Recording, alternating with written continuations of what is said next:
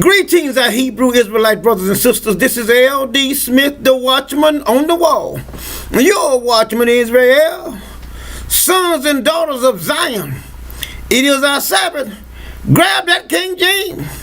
But first and foremost, we want to give a shout out to the whole family. Happy Sabbath, Israel. Now that being said, let us go forward into our teaching tonight. We have a wonderful, wonderful teaching tonight, my brothers and sisters. And we're going to be dealing with, we're over here in Egypt. And if we look at the Most High's holy word, we will get a understanding of what is going to transpire. Now I'm going to try to give you a picture of what's going to transpire here in the future. Because we all know that the Most High never changes his ways of operation, his MO. Isn't that right? That's right. Now, as I always say, I want you guys to read along, and I want you to think about, this is very, very important. I want you to think about what you're reading, and I want you to hear yourself. And as I always say, the Most High will give you a clear understanding, all right? Now, that being said, we're going to go forward into our teaching. We're going to be coming from the book of Deuteronomy, the 28th chapter. Now, this is a very familiar passage. And anyone that's out there that listen to this video, that think that they might be Hebrew, and those that know that they're Hebrew, they know that the holy word over here in Deuteronomy 28 is a clear description of the children of the Most High. Now we're going to begin with verse 60, and then we're going to read on down, and then we're going to talk a minute, and then we're going to move on, okay? All right, now, let's start right here. He said, moreover, and this is verse 60 in chapter 28, moreover, he will bring upon thee all the diseases of Egypt, which thou wast afraid of, and they shall cleave unto thee. Also every sickness, in every plague which is not written in the book of this law, them will the Lord bring upon thee until thou be destroyed. Now, my brothers and sisters, now, all of you guys know that it seems like every kind of sickness come up on African Americans. Every time you look around, the African Americans are prone for this kind of disease. They are prone for that kind of disease. They this and they that. But that is the Most High's word is being fulfilled. But all of these things also came upon our ancestors. Now, if you guys remember, back in I think it was 1930 to up into to 1950, they gave the black man syphilis. They did. And sat back and watch how he would react to it. I mean, but that's just some of the things that we know about. But there are so many other things that we are just finding out about that they did to us and what they're doing to us now. See, it's no more a secret, but everything is coming out. But let's keep on going. He says, in 62, he said, and ye shall be left few in number, whereas ye were as the stars of heaven for multitude, because thou wouldest not obey the voice of the Lord thy God. And it shall come to pass, that as the Lord rejoice over you to do you good, and to multiply you, so the Lord will rejoice over you to destroy you. But I thought it was the devil. I thought the devil was doing all of this stuff. I thought Satan was doing all this stuff. I thought Lucifer, the old serpent, the adversary, the demons, all these names over the New Testament, all this bullshit, I thought they was doing these things to you. But if you see here that it's the Most High. He's running the show. He's doing everything. Now let's keep on going here, because y'all did hear what he said, didn't you? He said he rejoiced over to hurt you, to do you bad. It's right in the pages. He says, and it shall come to pass, this is 63, is that as the Lord rejoice over you to do you good and to multiply you, so the Lord will rejoice over you to destroy you and to bring you to naught. In other words, bring you to nothing. And ye shall be plucked off of the land whether thou goest to possess. And the Lord shall scatter thee among all people, from one end of the earth even unto the other. And there thou shalt serve other gods, which neither thou nor thy fathers knew, even wood and stone. See right there? When we came over here, our ancestors, we didn't know anything about Jesus. We were introduced to this white God over here.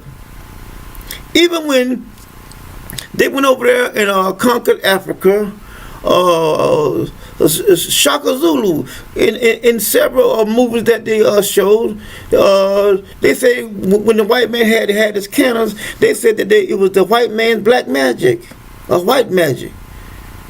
And they called them the lepers. I mean, it's right there in the movies, but what you got to do, you got to take time and then have an ear to hear and then eyes to see. And you'll see, I mean, listen, the best way to keep something secret from you is to put it right in your face.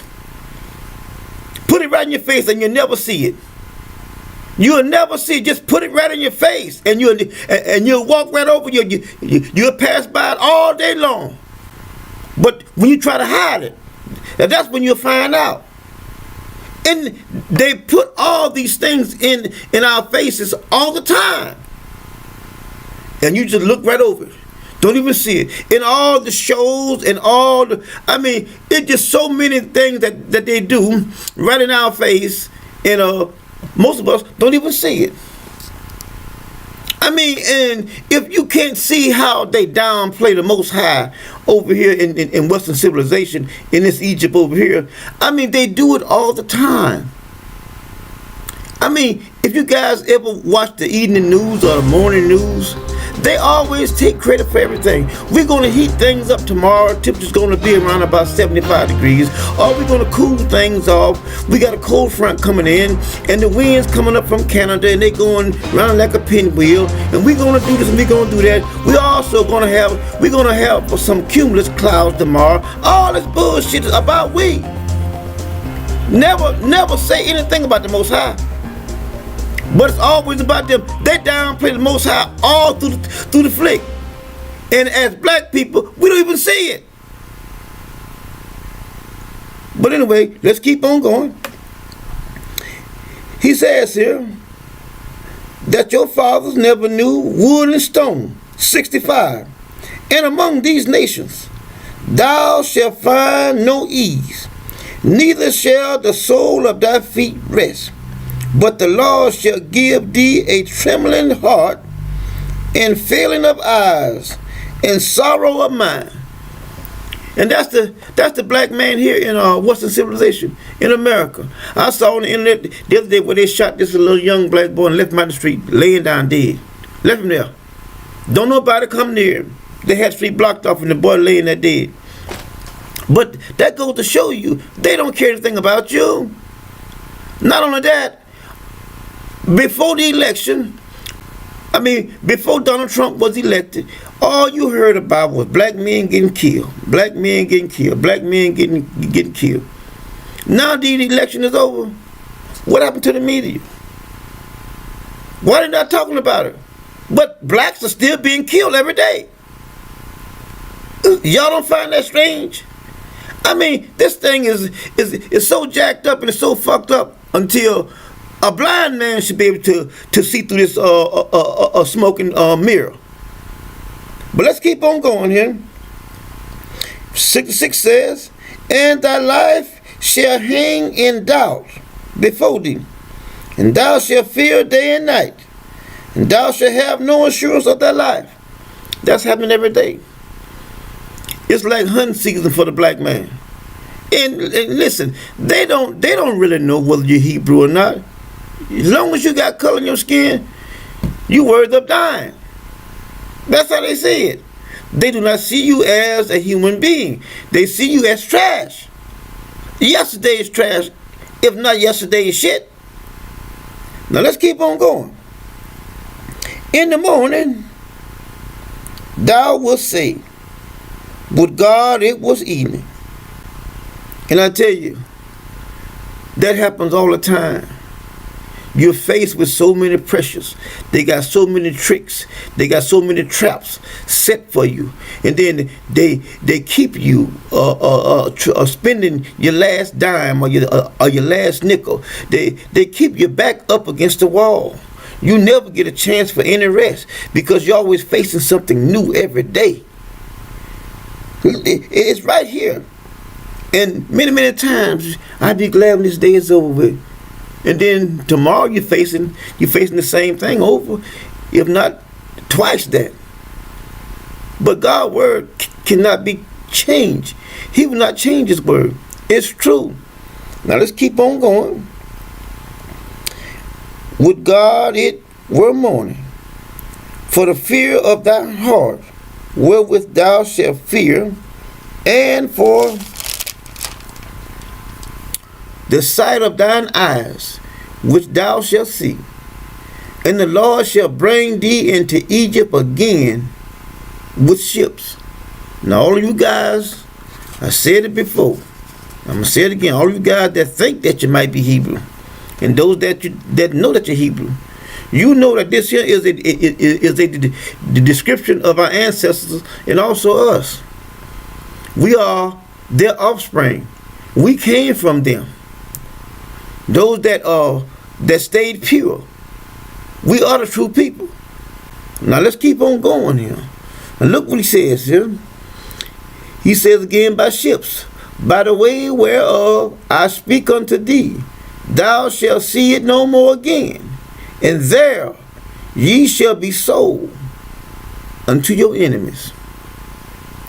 For bondmen and bondwomen, and no man shall buy you, or no man shall save you. And that happened to our ancestors. And we're living the same way even unto the day, but it is done in a more clever way. You're still up under bondage. You're not free. You're still being done wrong every day. When you go and buy an automobile, you're going to pay more than the white man. I mean, on your job, you can work hard, and your counterpart can be doing the easiest damn thing, fucking up on the job and everything. And he'll get all the praise, and you won't get nothing. But that's how the Most High is. He is punishing us for what our ancestors did. There's no way you can get around it. But that's not the end of the story. That's only part of the story. The same way he put us in there, the same way he gonna bring us out. Now let's keep on going here. In the book of Numbers, the 23:19. Let's go to real quick. Numbers 23:19. Let's see what the Most High says here. God is not a man that he should lie, neither is he the son of man that he should repent. Has he said and shall not do it? Or has he spoken and he shall not make it good? In other words, what the Most High said, that's the way it's going to be. Now, whether anyone likes it or not, that's irrelevant to what the Most High does. I mean, whatever he does, that's for his pleasure. Whether you and I agree with it or not, that don't bother him. I mean, that don't bother him the least. And see, another thing, if we could just see ourselves and see how puny and see how insignificant we are when it comes to the Most High. We are nothing. He said to Jacob and them and the men of Israel, he called them worms. And you know he loved Jacob. He said it. Jacob I love, Esau I have hated. But my brothers and sisters, if we could just see how great the Most High is above us. We are so puny.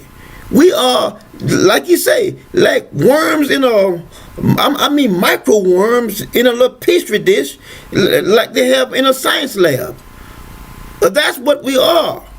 And many walk around with a pompous attitude just because you got two legs to walk around and you can wipe your own ass and feed yourself. You think you are on top of the world. And in reality, you sick enough to die and don't even know it. But that is an individual that doesn't really understand how great the Most High is. Nor does he sees how puny he is. He's nothing. When it comes to the Most High, we are nothing. You have to see it. You know, if you could just think about it in your mind, how he goes and comes when he gets ready. One can take a telescope and look out in space, and you can see the work of a very, very intelligent individual, how he constructed the cosmos, how he makes rings go around the planets, how he makes planets, stars explode.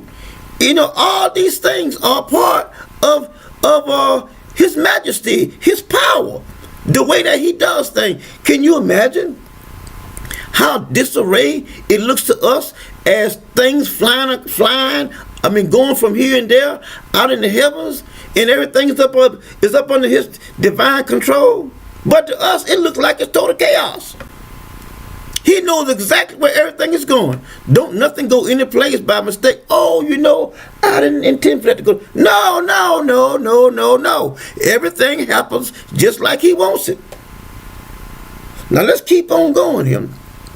We're going to look at, let's go to Amos. Amos, the 3rd chapter. See, because I'm going to go somewhere here tonight, and I want you guys to go with me. I want to show you guys something. Let's go here to Amos. Let me get it here. Let me find it. I got to get it. Amos. I got so many things here I'm looking at.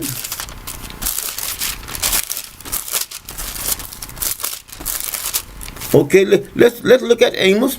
Let's look at Amos, the 3rd chapter. Let's look at verses 6 and 7. It says, "Shall a trumpet be blown in the city, and the people not be afraid? Shall there be evil in a city, and the Lord has not done it?" Everything is done by him. He's in control of everything. Even though it may look like it's chaos and chaotic and things are going here and there, everything is under his divine control. He's in the driver's seat, and he knows exactly what he's doing. Now, whether we agree with it or not, that's on a different page. But on the page that the Most High is on, he does whatever he want to do, and can't nobody stop him. Now let's keep on going here. In verse 7 says, "Surely the Lord God will do nothing, but he revealed his secret unto his servant the prophet." See that? Now we know for a fact that we are the people that came in on the ships. Now we came in their loins. Okay? Even though they're dead and gone, we are their offspring, so we are them. Because we came from them. Okay? So we was on the ship even though we was in their loins. And on down, we're here today. Now let's keep on going here. Now let's go to we're in Amos. Let's go back to Deuteronomy. Let's look at 29 and 29. Let's look at that. Let's just turn the pages here a little bit. Remember 29, it says, "The secret things belongeth unto the Lord our God, but those things which are revealed belong unto us and our children forever, that we may do all the words of this law." It belongs to us, whether we're in captivity or whether we are living in our own land. And my brothers and sisters, I know that there are a lot of books that are out there that people are reading. But my brothers and sisters, this King James have followed us from the day that we left out of Jerusalem. This King James have followed us. This is the same book that they used to put us into slavery, and this is the same book that the Most High is using to bring us out. I mean, but everybody want to run here and grab this book and grab that book. Why? Why won't you use the same book that the Most High used to put you into captivity? After all, He is the same God, isn't He? Haven't He been the same God from way back? He put our ancestors into captivity, and then what? He came back and what? Brought them out of captivity. Not someone else. It was Him. Now let's keep on going. Let's go here to look at let's go to Ezekiel. Well, I don't want to fool Ezekiel. I mean, I do want to go there, but let's go to Chronicles. Let's go to 2 Chronicles here real quick. Let's go there real quick. 2 Chronicles, and then we'll bounce back. If I have time, then we'll go and look at that. Okay. Let's look at 2 Chronicles. 2 Chronicles 16. Let's look at that real quick. 2 Chronicles 16. Let's look at 9. It says, "For the eyes of the Lord run to and fro throughout the whole earth." Not part of it, the whole earth. And look what it said, "to show Himself strong in the behalf of those whose heart are perfect toward Him. Herein thou hast done foolishly." And it goes on. But you see that the Most High eyes are everywhere. See, folk think that, well, we in our own dwelling place, and we are in Trump Tower, or we are in the White House, or we may be in Cheyenne Mountain, we may be 2 miles underground, and we are planning to get rid of all the blacks. The one that said that they're Hebrews, the so-called Israelites, are the Negroes, one might say. And see, one can be afraid that all of his cabinet is millionaires, and all of them is the racists. I mean, the rock gut. But like I say, you have to understand that the Most High, He's in control. And I say it over and over all the time. You know, I try to encourage you where, you know, sometimes it's best not to even look at the news. Really, it is, because it is disturbing sometimes, and it's depressing. You know, because they tell you lies after lies after lies after lies, and then you get bombarded with that bullshit, and then you begin to wonder whether the Most High is there. But I'm telling you, you cannot give up on the Most High. You have to continually believe. I keep telling you over and over, stressing over and over, week after week, the Most High is in control. No matter what you see, no matter what somebody says, the Most High is in control. Now let's keep on going here. Let's keep on going. Let's go to 2 Kings. Now I'm going to show you something here. I'm going to show you something here. Let's go to 2 Kings. Let's read, let's look at chapter 6. And these here is stories, but they're true stories. It's not a story, but these are facts that happened with our ancestors, and He left these words on these pages for us,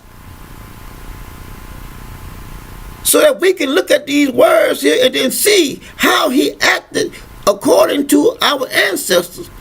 And remember what He said. He said, "I am the Father," over in Exodus, I think Exodus 4 and either Exodus 3, 14, 15, 16, or 13, somewhere along there. It's Exodus, the 3rd chapter.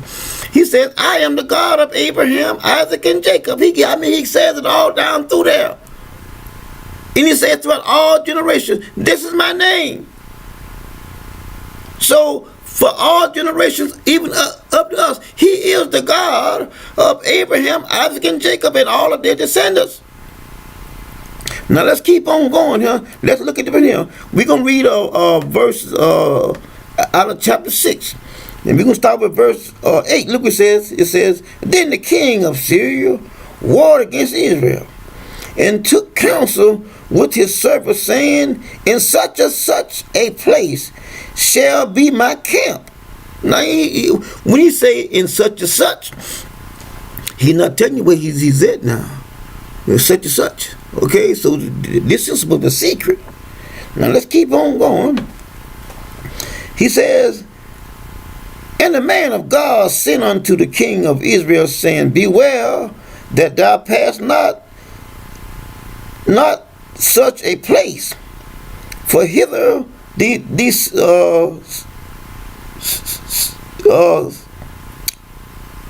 Syrians are come down. And the king of Israel sent to the place which the man of God told him, and warned him of and save himself there not once nor twice. Therefore the heart of the king of Syria was sore troubled for this thing, and he called his servants and said unto them, will ye not show me which of us is for the king of Israel? And one of his servants said, no, my lord, O king, but Elijah the prophet that is in Israel telleth the king of Israel the words that thou speak in thy bed chambers. See that? See that? See, so you don't have to worry. Whatever they got planned, the Most High gonna make sure that we know about it. You ain't got to, don't fret yourself. Please don't. Don't worry about all that bullshit. The Most High is gonna tell somebody something. And you know who that somebody is? Huh? The one that he have chosen. And like I said, I would never tell you anything that he didn't tell me. No, sir. That's not my character. Whatever the Most High tells me to share with his people, that's all I share with you. I don't tell you my opinion. And I don't tell you about no damn dreams either. I tell you exactly what what y'all get is exactly what he tells me to give to you. Now, let's keep on going. Okay, now let's go to Psalms 33. Let's go there. Psalms 33. Let's look at that. Psalms 33, what we're going to look at? Let's look at verse 13. And look what it says here. It said, for the Lord looked from heaven, and he behold all the sons of men. See that? From the place of his habitation, he looketh upon all the inhabitants of the earth. Ain't no hiding place. Ain't no secret place where you can go and do nothing. He knows all about all. Everything. So when one think that they got one up on the Most High, you got to be a fool. You got to be a fool. When one thinking that he's planning something for the servant of the Most High, you're a fool. You're a fool. Because the Most High gonna warn him. He gonna warn him in advance. Now let's keep on going. Let's look at let's go next door to Proverbs. Now watch this, my brothers and sisters. Proverbs 15. Now watch this. Let's read 1, 2, and 3. Look what it says. A soft answer turns away wrath, but grievous words stirs up anger. The tongue of the wise uses knowledge aright, but the mouth of a fool poureth out foolishness. The eyes of the Lord are in every place, beholding the evil and the good. See that? Now, even though we know here that the Most High talking about he watching the evil and the good, but we also know that the Most High, he's the one that created it. And like I always tell you guys, just because we have found out the difference between evil and good, because Adam allowed the ones that come in the garden and then eat off the tree of knowledge, of good and evil. That's what it says.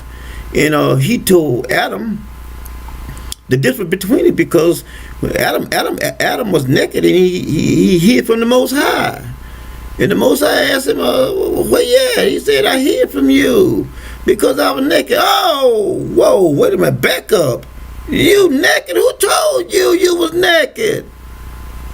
The Most High knew that Adam had not eaten of the tree, because he told Adam, if you do, you're going to die. But he didn't tell him that. So he knew somebody had to tell him. But we're going to bypass that. Let's move forward. Just because you and I know, and we have something to compare one to the other, good and evil, that doesn't change the Most High means of operation. Good and evil going to be around forever. That's not going to change. Okay? But now, for one to know about it, now you know about it, now you can be responsible for it. Yeah. Now you know the difference. Now you are responsible. Because if you didn't know anything about it, then you wouldn't have anything to compare to it. So when evil came, you would know the difference. When good came, you would know the difference. It really wouldn't matter. But now you know, now it matters. That's the difference. Now, let's keep on going. We're gonna look at I want to look at let's look at something else. I want to show you guys over in Ecclesiastes. And what we do here is stay to the script as far as the laws in Egypt, because if you go outside their laws, then you putting yourself in jeopardy, so they can fuck with you. You know what I mean? And we seen that happen here a while back over there in on the East Coast. But anyway, let's look at this right here. Ecclesiastes 10, or verses 19 and 20. It says, a feast is made for laughter, and wine maketh merry, but money answers all things. See that? Money answers all things. But he goes on here. Remember that. He said, curse not the king. See that? No, not in thy thoughts. Or curse not the rich in thy bedchamber. For a bird of the air, shall carry the voice, and that which hath wings shall tell the matter. See, one has to be careful about what you say. The Rib and I have counseled different individuals on different things that they have posted, and we try to keep people from getting in the catch-22, because like I say, any way the enemy can jam you up, he will. So I just thought I may, just some golden nuggets I'm just throwing in here, because of our great love that we have for our people, but we want you to be vigilant and not fall into the okey-doke trap, that the enemy have out there for us. Okay, now moving along, we're gonna show you guys something here in the book of Daniel, and then we're gonna move on a little further. Let's go into the book of Daniel, Daniel the 4th chapter, and we want to let you guys know that the Most High have our back, no matter what you may be going through, because see, everything is not going to be pleasant. I mean, we need to get that frame of mind out of our thinking, because there are going to be some stressful times, and there are going to be times when things are not going to be well with thee, if I may put it like that. But we need to steadfast with the word of the Most High and trust and believe Him. Okay, now let's go ahead and look at Nebuchadnezzar, chapter 4. Let's begin with verses 13, because the Most High is always going to keep His people informed, about everything. All right, but I want you guys to get some key words that I want you guys to think about, and you see what's transpiring here. Now it says in the 13th chapter, it says, now this is Nebuchadnezzar here, and the Most High is finna snatch the kingdom from him. Okay, and look what happens now. It says in 13 says, I saw in the vision of my head upon my bed, and behold, a watcher and an holy one. Let's stop right there. I told you guys a while back about the Most High has watchers. You can't see them, I can't see them either, but they're here. They're here watching, and they're here bringing messages. Now look what it says here, and an holy one, not the holy one, but a holy one. Now we know that in Genesis it talks about the sons of God came down and they made it with the women and stuff. Okay, those are holy ones. Those are ones that came from the heavens. You want to call them ETs, yeah, extraterrestrials, yes. They had a glow about them. One writings called them the shiny ones. But anyway, let's look at this again. And an holy one came down from heaven. Now, they came down with a message. Now, the only way that man can, one of the ways that the Most High informs of the individuals that he have called is that he sends watchers, holy ones, some supernatural being as a messenger, and he sends him with the word to the one that he have chosen. Now let's look at this right here closely and see what it says. And he cried aloud and said, thus hew down the tree and cut off his branch, shake off his leaves and scatter his fruit. Let the beasts get away from under it, and the fowls from his branches. Okay, make a long story short, I'm gonna cut through the chase. And Most High is taking the kingdom from him, and he's telling him that he's gonna cut the tree down, talking about him, but he's gonna leave a stump. And you guys know about forestry, either just cutting down the tree. If you don't get the root of it, it's gonna start to sprout back up. All the sprouts, and then before you know it, you got another little tree growing. Okay, this is what he's talking about, what's going to happen to Nebuchadnezzar. Now let's keep on going here. Let's jump on down to verse, let's jump on down to verse 17. It says, this matter is by the decree of the watchers, with an S, the watchers, and the demand by the word of the holy ones.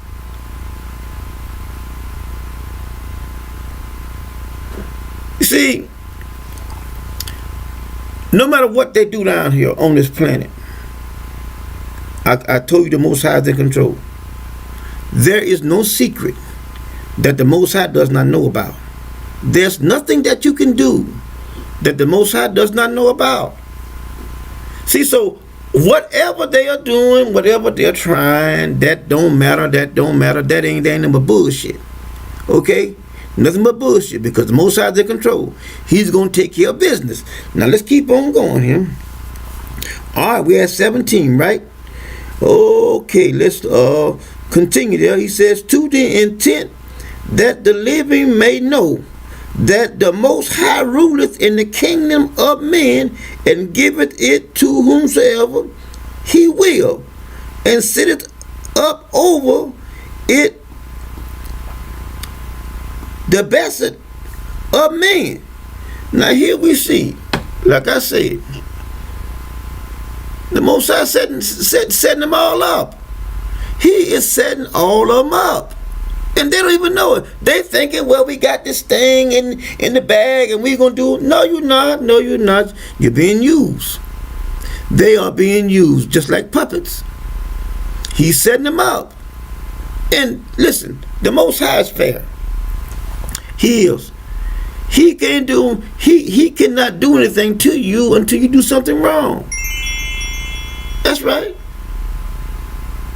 He will make you, he will cause you to do something wrong. You guys remember when he caused David, our king, to take a census? David said that the word said that he moved David to take a census. And then after he did it, he punished him. That's how the Most High rolled. See, so when they are being set up, so when he comes, ain't gonna be no I'm my ass. No, I ain't hear nothing. You done this because I caused you to do it, and you're guilty. So guess what? You got to pay. You got to pay. I'm going to show you guys and later on down the teacher. Now let's keep on going. Huh? We're going to go on down to, and read on down to verse 23. Look what it says. All right, it says, this dream I, Nebuchadnezzar, have seen. Now thou, O Belshazzar, declare the interpretations thereof, for as much as all the wise men of my kingdom are not able to make known unto me the interpretation, but thou art able, for the spirit of the holy God, see that little God right there, is in thee. Little God. Now, let's keep on going. And then Daniel, whose name was Belteshazzar,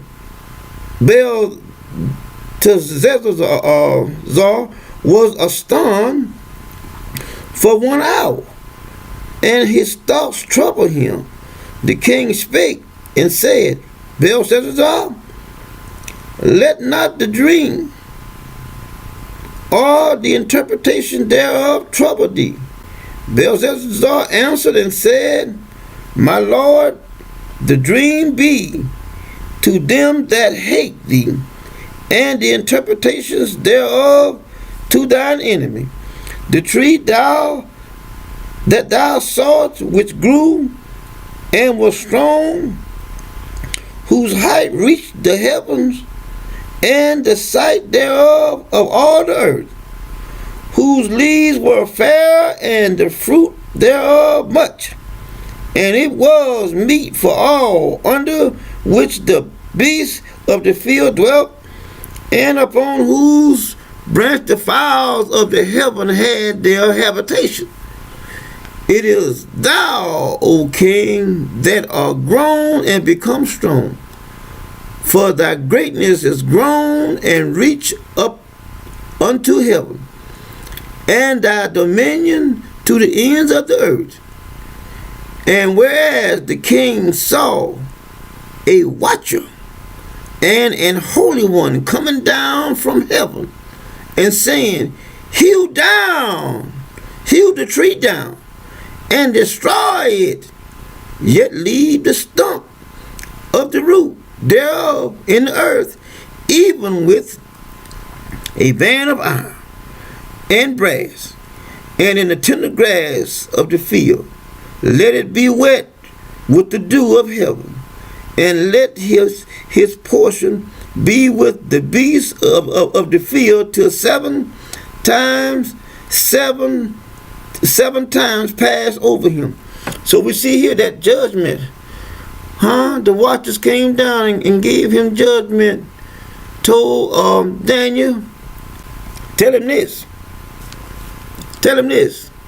But now, I don't want to leave off the lesson here too much, but do y'all guys see the names here that this name Belshazzar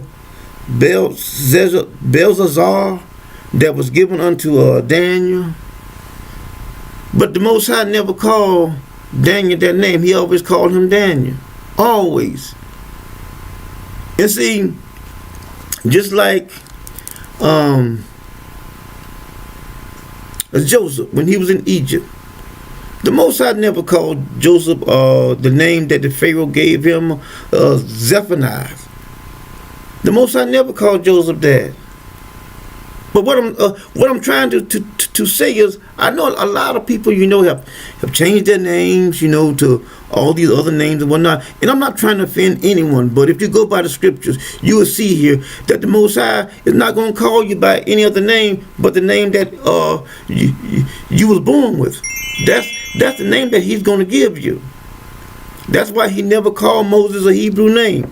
He called Moses Moses. He didn't call Moses a Hebrew name. If he had called Moses by a Hebrew name, Moses would have never known who he was talking about.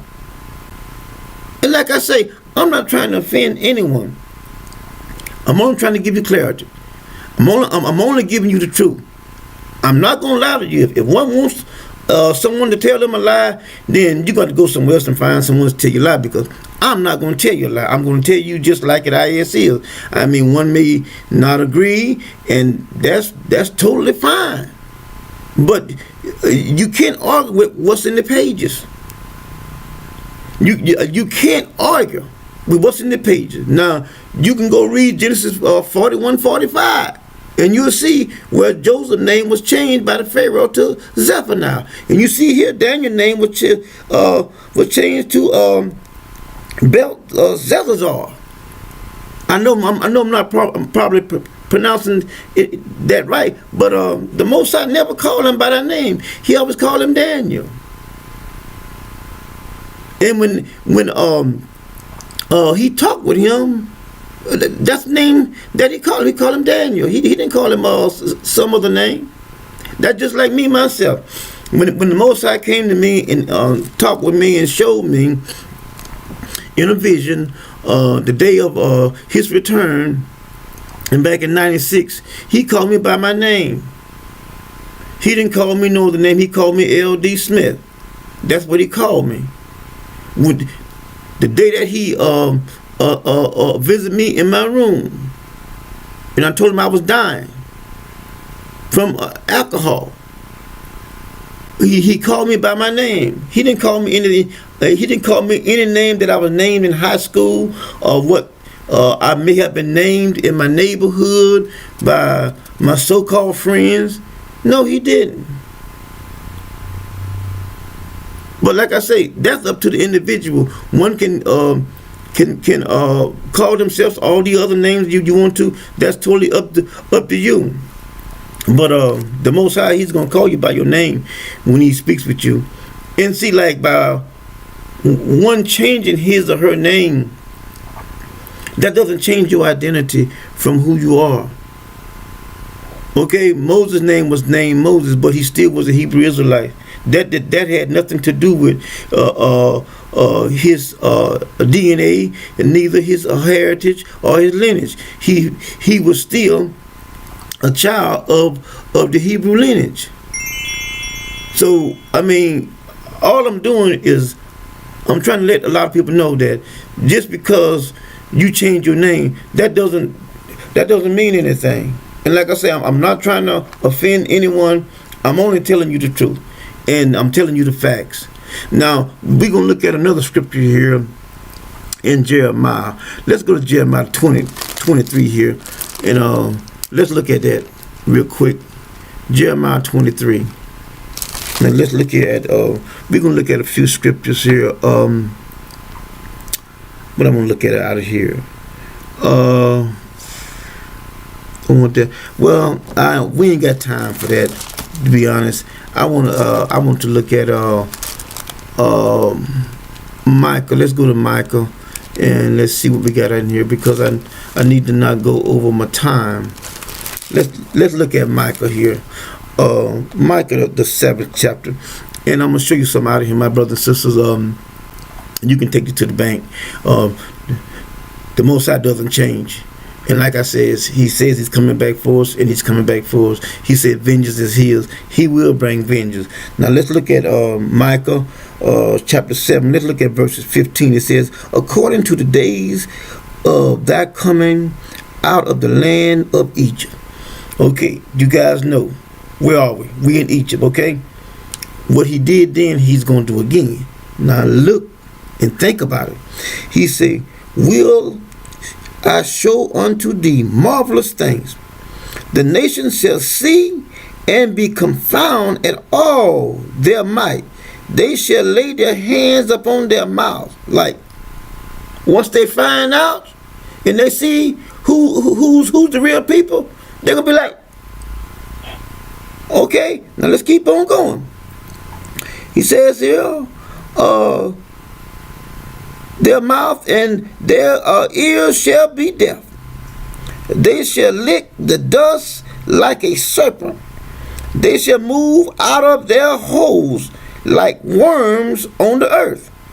They shall be afraid of the Lord our God, and shall fear because of thee, because of him. They're going to fear. Once they really find out that Jesus is a dim-ass God, that Jesus can't save them, all their fear and all their hope is going to go down the drain. And look what it says here. Who is a God? See that capital G? Like unto thee, that pardons iniquity and passes by the transgression of the remnant of his heritage. It's right there. I told you, Israel, you got nothing to worry about.